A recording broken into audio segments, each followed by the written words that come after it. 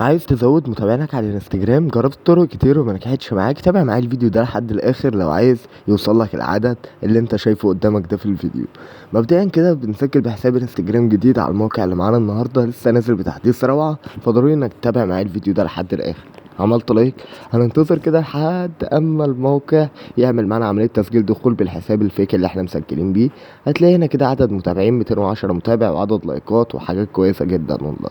هنيجي ندوس على عدد المتابعين كده وبننزل لتحت في اسم المستخدم، بنكتب يوزر نيم حسابنا على الانستجرام الاساسي، وبعد كده بندوس البحث على المستخدم يا جماعه زي ما حضراتكم شايفين، وهننتظر تحميلة الموقع معانا فقط لا غير.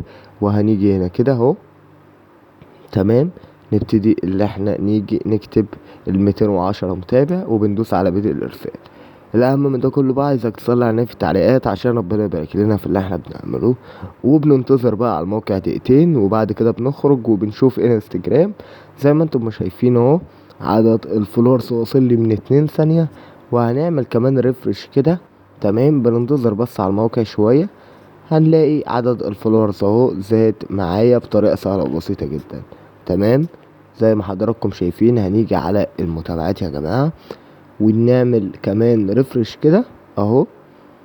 بدأ في متابعتك منذ 1 ثانية، 1 ثانية و2 ثانية، وكل المتابعات هتوصلك بالثواني. فعايزك بقى تعمل لايك على الفيديو ده وتشترك معانا في القناة، وما تنساش انك تصلي على النبي.